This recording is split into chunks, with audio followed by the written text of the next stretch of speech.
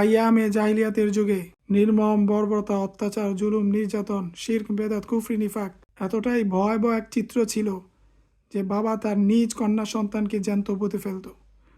মারামারি, কাটাকাটি, জুলুম, নির্যাতন, শিরক, বেদাত পুরো পৃথিবী ছেয়ে গেছে। মূর্তি পূজারীরা, অগ্নিপূজক, চন্দ্রপূজক, এমন এক বিভীষিকা মুহূর্তে পৃথিবীর মানুষগুলা যখন ধ্বংসের দ্বার প্রান্তে, পুরো পৃথিবী অন্ধকার দিয়ে ছেয়ে গেছে, এমন এক সময় রহমত স্বরূপ হিসাবে আমাদের নবীকে দুনিয়াতে প্রেরণ করা হয়েছে, আলোর দিশারি হিসাবে। এই নবীকে আল্লাহ রাব্বুল আলামিন পুরো জগৎবাসীর জন্য রহমত হিসেবে পাঠিয়েছেন।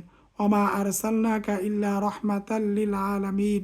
আল্লাহ বলেন, আমি আপনাকে বিশ্ববাসীর জন্য রহমত হিসেবে প্রেরণ করেছি, সমস্ত বিশ্ববাসীর জন্য। আলামিন শুধু মানুষের জন্য নয়, জিনকুল, ফেরেস্তাকুল, সমস্ত সৃষ্টি। শুধু তাই নয়, কাফেরদের জন্য নবী মুহাম্মদ সাল্লাল্লাহু আলাইহি সাল্লাম রহমত। নবীর দোয়ার বরকতে, নবীর সম্মানে আমরা বেঁচে আছি। নয়তো এত গুনার পর, এত পাপাচারের পর পৃথিবীতে আল্লাহ তাআলা আযাব আসতে থাকতো। কিন্তু আল্লাহর রাসূলের বরকতে, আল্লাহ রাসূলের দোয়ার উসিলা আমাদেরকে টিকিয়ে রেখেছেন। এটা আল্লাহ রাসূলের শান এবং মানের সম্মানার্থে এমন একজন নবী আমরা পেয়েছি। আর এই নবীর আদর্শ ছিল সবচাইতে উত্তম। এই নবীর আদর্শ ছিল এই কোরআন। এই কোরআন দিয়ে নবী সাল্লাল্লাহু আলাইহি সাল্লাম জীবনকে অতিবাহিত করেছেন।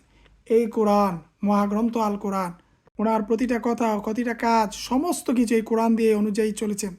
এই কোরআনের উপরকে জীবনকে অতিবাহিত করেছেন আমাদের বিশ্বনবী।